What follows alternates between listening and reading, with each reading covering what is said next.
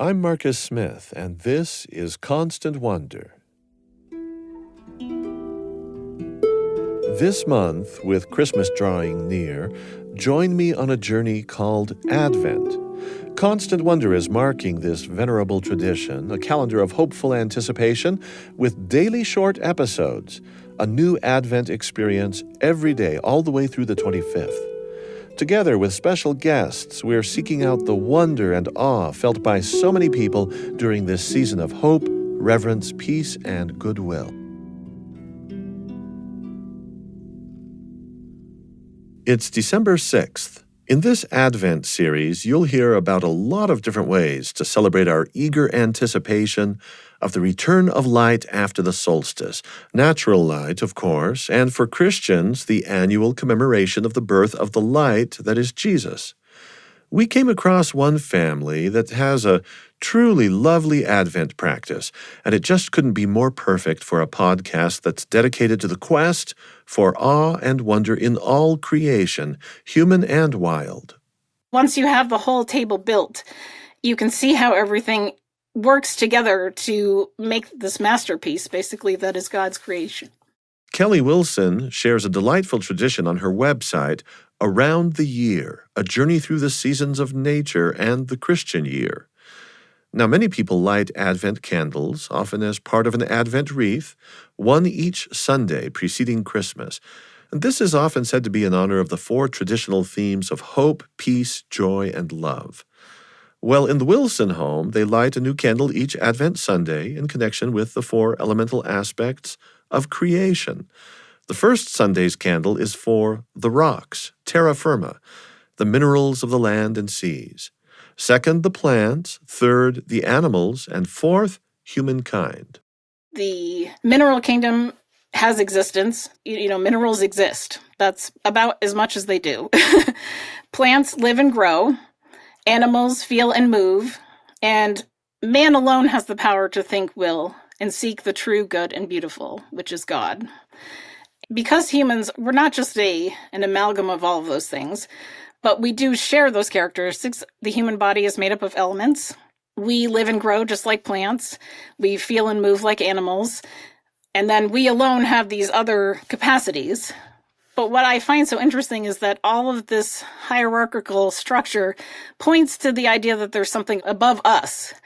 And that would be the kingdom of the Spirit, or God's kingdom. It's well known that the name Emmanuel means God with us, and because you just mentioned a hierarchy that ends with God situated above stone, plants, animals, and humans, well, my thoughts right away went to the long-standing Christian view that Jesus was the creator before coming down, before living on earth in the flesh, as Emmanuel, God with us, as I said. So this sequence of creations, Kelli, leading up to a culmination with the Creator, that all fits very nicely together, and you have written about related ideas, some of them very old, going back all the way to Thomas Aquinas, and you write about a 20th century Catholic bishop, Bishop Fulton J. Sheen, who also engaged with this sort of ancient philosophy. It's not really close at all to the way we generally think about the natural world today. Can you give us some sense for how these thinkers describe this hierarchy? It's kind of a ladder that allows for upward and downward movement from one realm to the next. So a lower level of the hierarchy could participate in a higher level. For instance, the elements can participate in the plant kingdom by being taken up into the plant, or the plant can participate in the animal kingdom by being taken up by an animal. An animal eats the grass is part of the animal. And the animal can participate in the human kingdom by we consume animals. That points to how can we participate in the next level up? How can we participate in the kingdom of the Spirit? How can we participate in God's kingdom? Bishop Fulton Sheen says, well, God has to come down to us. And it's a little bit different because unlike animals that consume plants, the plant doesn't have a say in it. The plant is just consumed. But we have free will as human beings, so we have to consent to God coming down and taking us up into the kingdom or to being part of his kingdom. That's a really interesting thing to think about, especially during the Advent season, because God is coming down. That is what happens at Christmas. God came down. God comes down to us. During Advent, as Kelli with her family marks the passage of 4 weeks using 4 candles, following a convention from Europe. There's a rather unique twist for this practice with what she calls a nature table. It's a tabletop display featuring those candles, of course, but more. It's decorated almost like a miniature panorama with a silky or velvety backdrop, little figurines are incorporated, and other decorations. The way that I like to set it up is I add elements to the scene every week. So we start out with Mary on a donkey, and the first week is the Light of Stones, which is really just the mineral kingdom, the elements, all the inorganic, I guess, things. She's on the donkey, and I start out by placing crystals and seashells and things on the nature table. And then we enter in the second week, the kingdom of plants. So I add plant elements. I might have little pieces of fir tree branches or something. The third week is the kingdom of animals. So I add those aspects of the nativity scene. I add the animals that are part of a normal nativity. And then the final fourth week, we have everyone else in place, all the shepherds and everything else. They're the human kingdom. And then they're just waiting for Jesus to come down. Now, Kelli Wilson didn't come up with this tradition of a nativity combined with a nature table all on her own. There's a chance it actually sounds familiar to you. She picked it up when her daughter, who is now in college, was attending a Waldorf nursery kindergarten. In fact, the nature table is used year-round in Waldorf schools and in the Wilson home.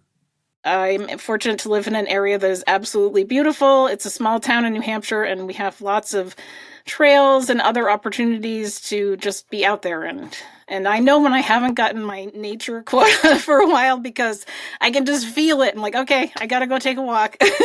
And she frequently brings something back from those walks for her nature table, which unsurprisingly changes with the seasons of the year.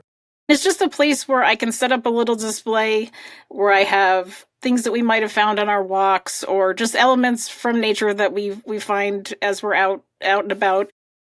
Cycling each year through every season allows for more types of figurines than just the expected Christmas lineup: sheep, camels, a donkey.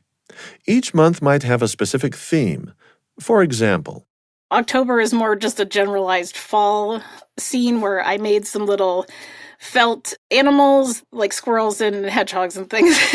These are more whimsical items, and it's just been fun over the years to craft them and pull them together. It's like creating a little world. Kelli shared with me how she has used this ever-changing little world, refreshed season by season, to teach her children about stewardship and care for creation. Especially when my children were little, it gave me a way to make my faith accessible to them and opened the door for them as well, because children don't necessarily always want to sit through a religious lesson. But the nature table is something fun to look at. It's something fun for them to help build. You take fall leaves and you can dip them in wax, and that preserves their color, or just anything that you might pick up while you're on a walk in the woods. And we would put them on the nature table when we got back. And it gave me a way to introduce the faith to them. It was full of awe and wonder, because that's how children operate. They operate from that place. They're already there. They're primed for awe and wonder. They don't have any kind of cynicism or disregard for the world. Everything is new. Everything is amazing. It's the most wonderful part about being a parent, is being able to experience the world through their eyes to some degree and say, oh, these things that I had just taken for granted all this time are so amazing to them. This practice also helps Kelli herself maintain her own healthy perspective on our place in the cosmos. When I go outside at night and I look up at the stars, it's so immense and it's so almost inconceivable because it's so vast. And the nature table really helps me to, I guess, make it smaller, more digestible, something I can think about. It might sound a little like Kelli Wilson has always been a religious person, but actually, she wasn't always firm in her faith. In fact, it was during those years when her daughter was at the Waldorf school that Kelli returned to church after some years away. Waldorf schools emphasize experiential learning and creative thinking, fostering activities that get kids away from their desks. Now, if you've heard or read much about Rudolf Steiner, the eccentric philosopher and spiritualist behind the Waldorf schools, you could be tempted to think that he was far closer to being a Druid than a Christian. But Kelli made a connection to herself between how these schools marked the passage of the seasons and her own previous Christian experience. And there is historical overlap in all of this as well. The seasonal festivals that Kelli's daughter was celebrating at her school in many ways were reflections of celebrations in the ancient Christian church. There was some familiar or common root. At the Waldorf school, they also hold on to some of these older, I would say they're kind of European in origin traditions around some of the festivals that the church in America has not necessarily held on to as strongly. The Waldorf schools do them, and they do them in a more secular manner because a lot of their students are not Christian, but they do them as a school community. So that was when I first learned about St. Michael's Day, Martinmas. They have different traditions for each of these. When I encountered these things as my daughter was in the school, it was like a light was being shown on everything. I didn't know there was such a rich culture around Christianity. I knew about the theology in some sense as a layperson. I understand what my faith believes, but I did not know anything that there was actually all this huge cultural magnificent thing that I just never had experienced. So when she was there, I had sort of lapsed as a Christian. I was not attending church. I was not really practicing my faith at all. Those feasts and festivals gave me a doorway to re-enter my faith from a different angle. Martinmas, a feast in the liturgical calendar that comes right before Advent, also employs light as a symbol. It piqued my interest when I saw Martinmas explained on Kelli's website, so I asked her who this Saint Martin was. His story is that he saw a beggar sitting outside the city walls, and he decided to share part of his cloak with him to keep him from being cold. And then that night he had a dream, and Christ was wearing the part of his cloak. The Martinmas celebrations, or St. Martin's Day, one of the traditions that goes around it is the lantern walk.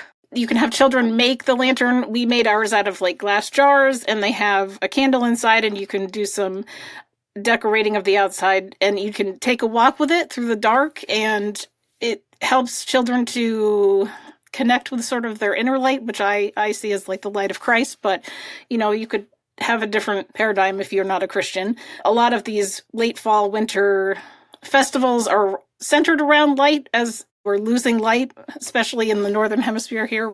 Up in New Hampshire, we're losing a lot of light.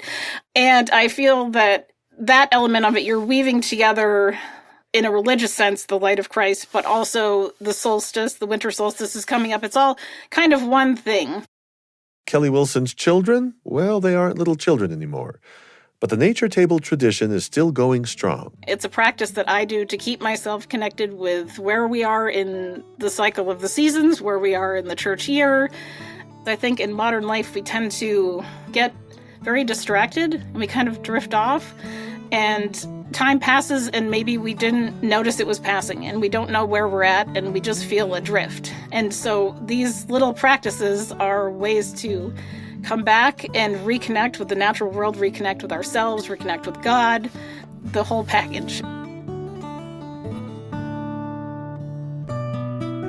If you're curious about making your own nature table, especially during this Advent season, Kelli Wilson's website is called Around the Year, A Journey Through the Seasons of Nature and the Christian Year.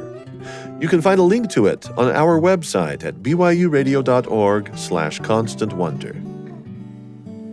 That's also where you can find previous installments of our Advent series in case you happen to miss any of them. The series is also found in the Constant Wonder stream on Apple, Spotify, or wherever you get your podcasts. Tenery Taylor produced this episode with help from Mamie Teeples. Sound design by James Call. We hope you'll join with us tomorrow for another Advent moment. We're going to visit with Naira de Gracia. She's a field researcher who found magic in lonely places, in the newborn lives of Arctic terns, Antarctic penguins, and fur seals. It was some kind of essence of life, stripped bare of everything. It was just this little soul that I was holding in my hand. I'm Marcus Smith. Constant Wonder is a production of BYU Radio.